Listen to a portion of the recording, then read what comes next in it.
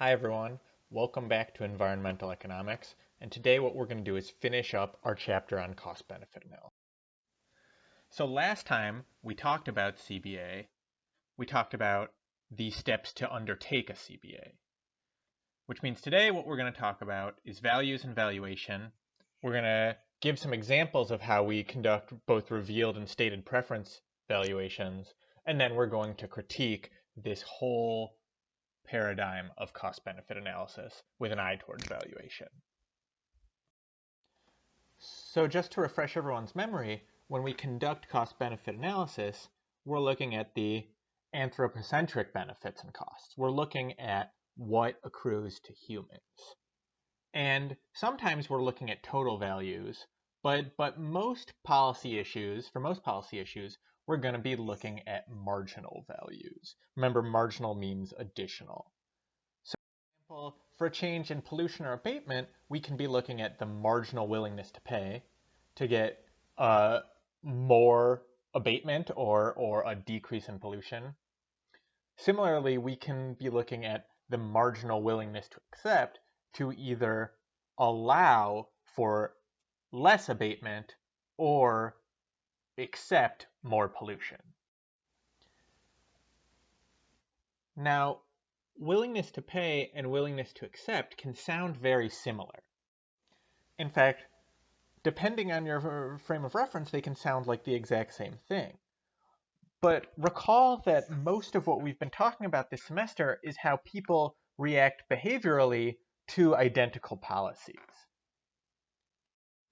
And this is one of those very clear-cut instances where there's a difference in our behavior from willingness to pay to willingness to accept. And it turns out we usually require a larger value to get us to give up something. In other words, people tend to have a larger willingness to accept than a willingness to pay. And this extends beyond a simple income effect, down to our fundamental willingness to trade. And that's because our values are fundamentally linked to our utility, which is a term you guys might recognize from some of your other econ classes. So take a minute on your own to think about this question, but in most cases, what happens to how we value something is we get more and more and more of it. Well, we tend to experience diminishing marginal utility. I value my 10th slice of pizza less than I value my first slice of pizza. What this looks like graphically is a concave utility curve. I'll graph U here and quantity here. Or perhaps a downward sloping marginal utility curve.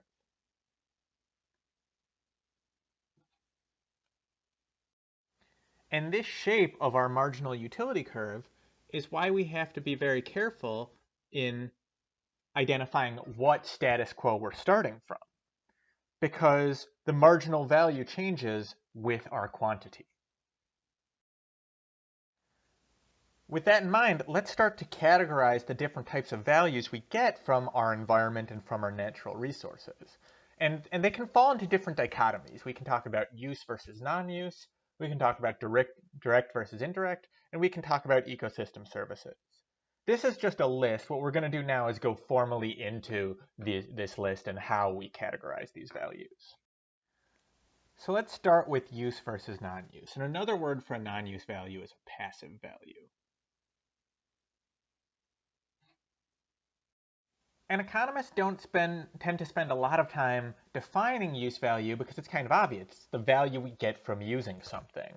So if I have a coffee mug, I value it because it holds my coffee in the morning, it keeps it warm, it prevents me from spilling on myself. But this valuation can get a little bit more difficult, a little bit more complex when we start to consider these non-use or passive values, which is the appreciation for something that I don't use or don't intend to use directly.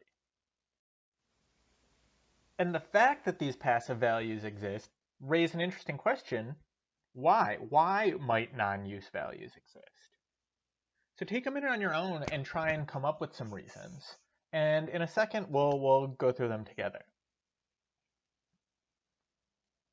So I can come up with a few reasons why non-use values might exist, why I might appreciate something I don't use or don't intend to use. One might be cultural or spiritual.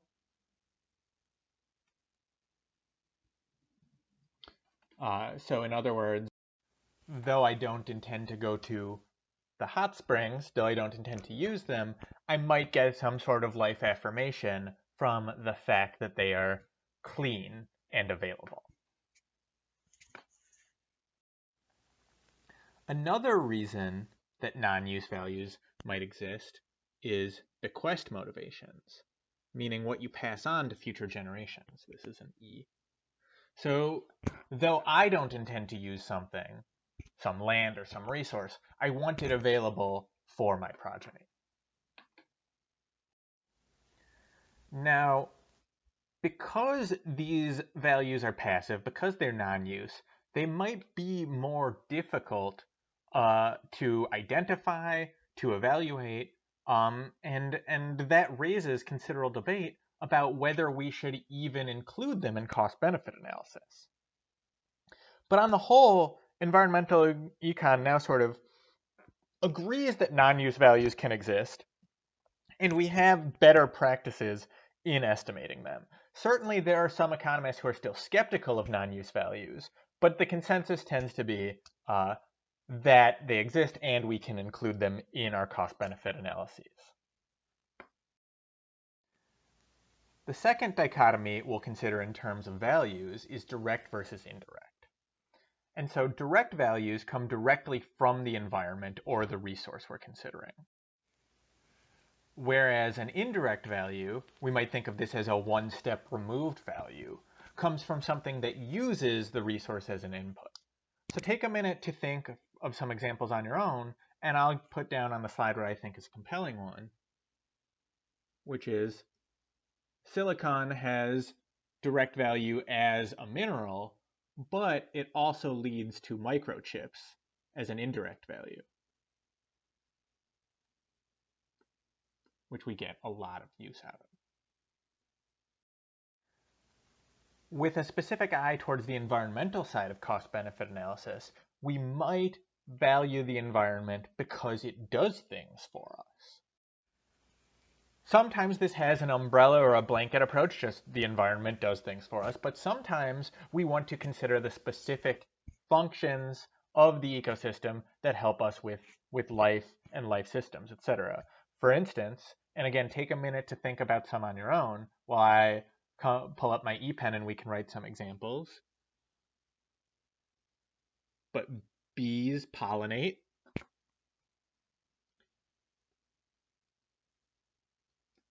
Plants take in carbon and output oxygen.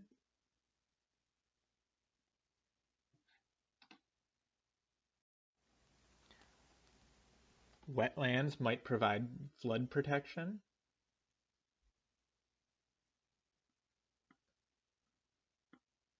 And on your own, I'm sure you came up with a lot more, but the idea is we can come up with values that the ecosystem provides for us. Once we have an idea of the different sorts of values we consider, we need to estimate these values for the purposes of conducting the cost-benefit analysis we talked about last lecture. And valuation is this process. But certainly there are pros and cons to the process. Take a minute to think of some on your own. We've already discussed a few, but let's start with the cons. So some people get upset about valuation because perhaps some things are sacred and we shouldn't consider the trade-off. Perhaps some things are cheapened by the process of putting a price on them.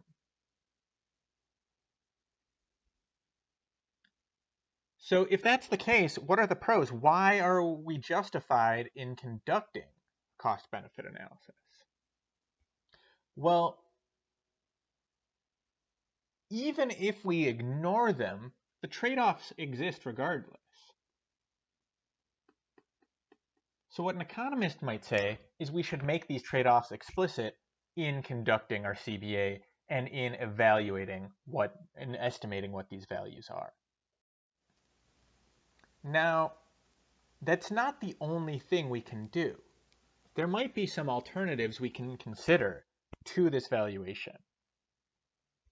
If we really don't want to dollarize some of these sacred or otherwise important things, we might just conduct what's known as an impact analysis.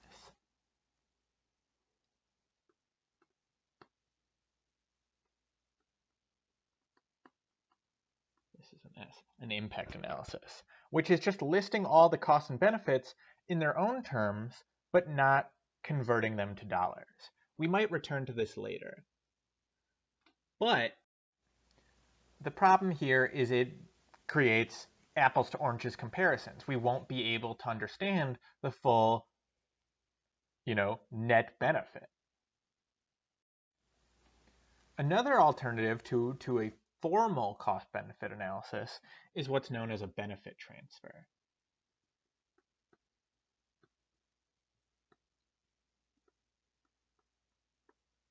What this is simply taking someone else's cost-benefit analysis in a similar setting and applying it to our own program.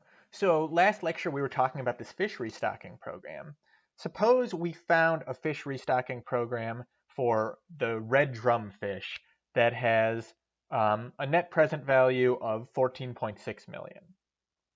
And we want to consider a different but similar fish stocking reprogram in an area where about half as many people are avid fisher people. Maybe what we do in this benefit transfer analysis is just take that existing number that other economists came up with, that in this case 14.6 million. If we have 50% fewer fisher people in our new setting, maybe we just consider 7.3 million as our benefit transfer. Here we had a previous program for 14.6 million in net benefits. We want to consider a setting with similar fish and fewer fisher people. We can get a rough estimate from that. Now, economists tend to not like undertaking benefit transfers because a lot can get lost in the mix. We can fail to explore many important factors, and there's no theory grounding how we did that adjustment, that, well, there's 50% fewer people, we'll divide the net benefits by 50, or by 2, 50%. So when possible, we like to estimate values through specific methods, and they tend to fall into 3 categories: direct measurements, revealed preferences, and stated preferences. And a cost-benefit analysis can use multiples or all 3 of these valuation methods. So the fish stocking paper that we talked about used direct measurements for costs, but the benefits were measured using a reveal preference and a stated preference method. It doesn't have to be this way, but on your own, start to think of, say, a direct measurement value for fighting climate change, and on the next couple slides, we'll go over what these measurements look like. So what a revealed preference valuation method does is look at the decisions that people are already making, usually in a market context. And from that context, we try and infer how much they value something. So the fish restocking program used a method of revealed preference evaluation called travel cost. Here's what they did. The idea being that we wanted to see what people value in terms of fishing for recreation. So they looked at how much they were willing to give up to fish for recreation, the expenditures they made to travel, both in time and money, and as economists, we posit that the value outweighs those expenditures. So how did these authors, Rhodes et al., undertake a traveled cost revealed preference method? Well, first, they survey a sample of the visitors that come to fish. They ask them how far they traveled, where they came from, and how they got here. Did you walk, drive, take a bus, fly?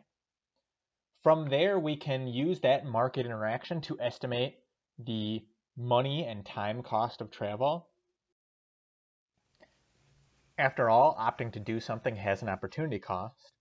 So we base this time cost of travel on a person's wage, and empirically, people tend to act like the value of their travel time is about 1/3 to 1/2 of their wage. From there, we add up all the costs, all the benefits, and extrapolate from the sample that we surveyed to the whole population, and we treat this estimate as a lower bound for the value. The idea being, you value the chance to go fish at least as much as your money and time cost of travel. But certainly, you could value it more because of the great recreational benefits it provides. Travel cost is not the only revealed preference valuation method. You might be familiar with a term called hedonic valuation. In these sorts of valuations, we look at the market price of something that has an environment-related characteristic, and this characteristic can value across units of this thing. So we look at the market price, the transactions of this thing, to infer how much people value that environment characteristic. Now that's sort of a verbose way of describing it, so it's helpful to think about examples. And where we tend to see a lot of hedonic valuation is with houses. Houses, we can see many repeat sales of units. We can see very similar units across place and time, so a 3-bedroom, 2-bathroom, 5,000 square foot house, we can look at this and how it's related to some environmental characteristic. So this same house in an area with a lot of pollution,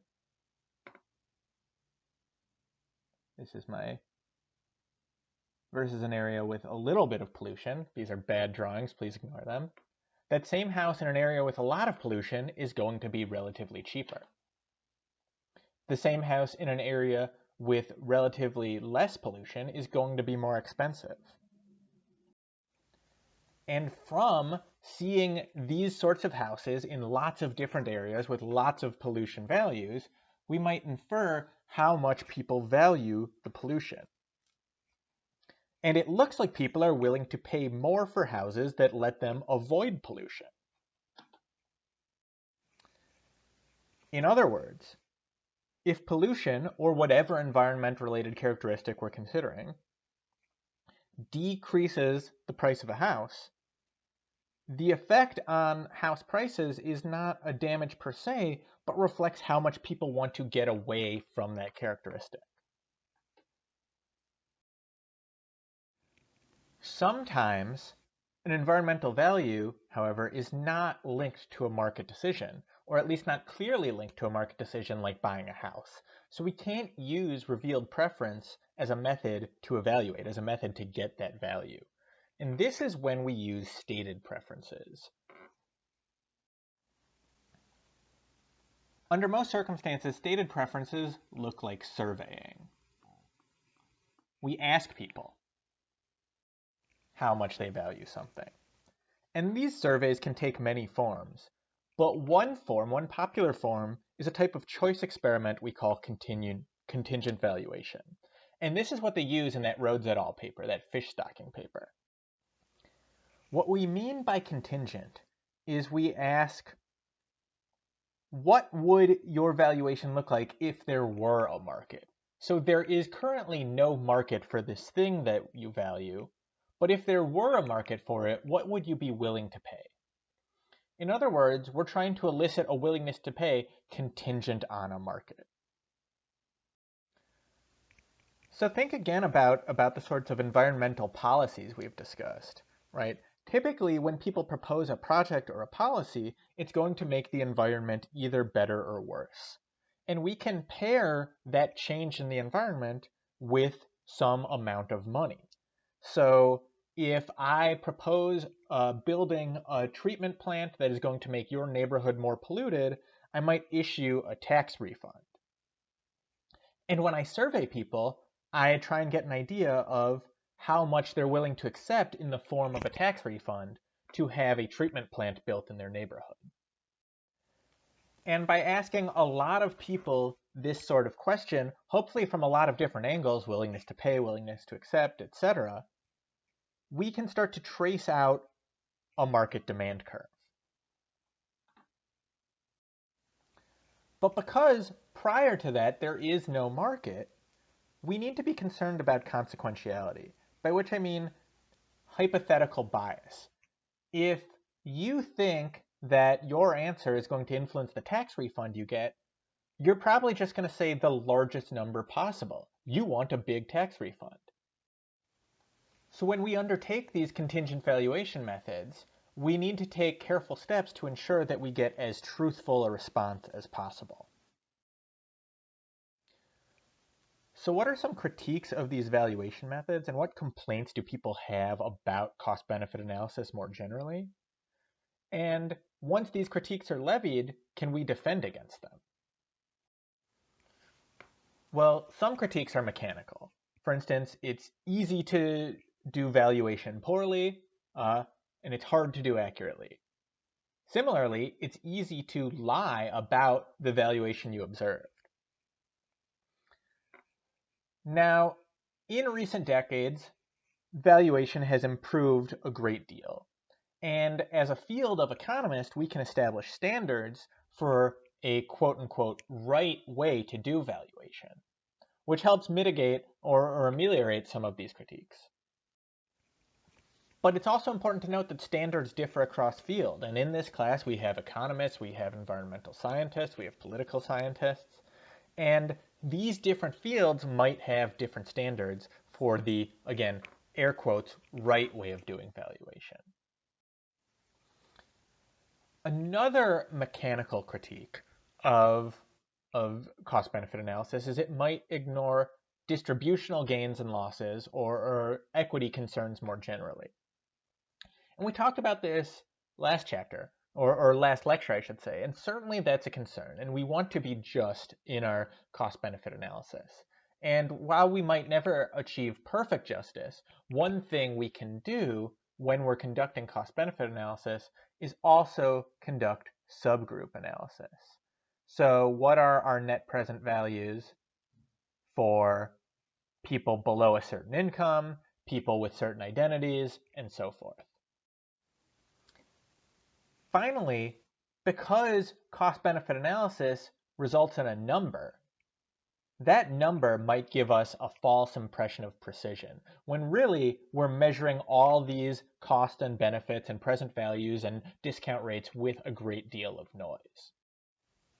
So when we conduct these cost-benefit analyses, we need to pay due deference to nuance. We need to give these CBAs context lest they develop a life of their own.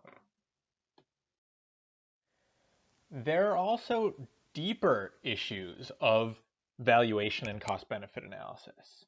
One is that it tends to be consequentialist. We care about ends rather than means, and certainly no method is perfect, but this one is particularly difficult to argue against.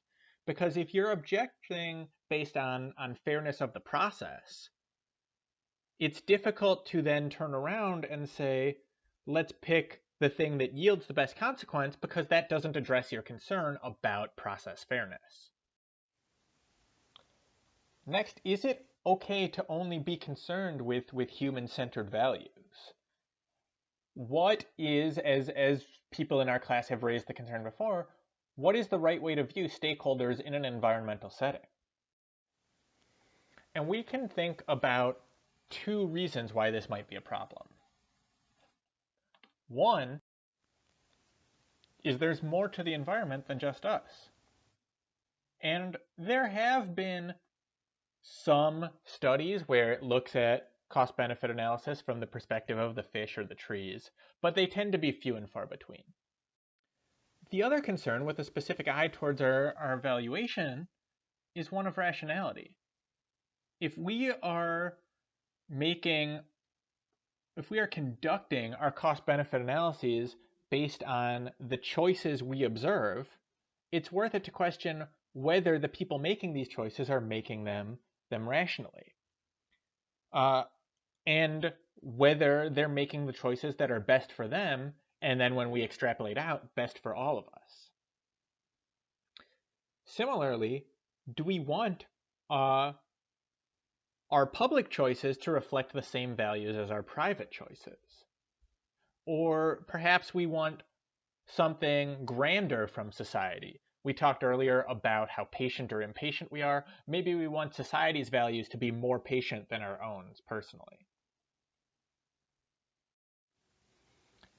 Finally, are there any other ethical issues that get raised when we conduct these valuations, when we conduct a cost-benefit analysis? And we already talked about a few of them, right? If we're willing to sacrifice anything given large enough benefits, does that imply that nothing's sacred? In other words, can all things be made commensurate? Similarly, if there are sacred things, do we cheapen them just by trying to value them? And so we started this second lecture by saying that maybe instead of going through those final valuation steps to dollarize values, we could just do an impact analysis where we list out all the impacts without putting dollars on them.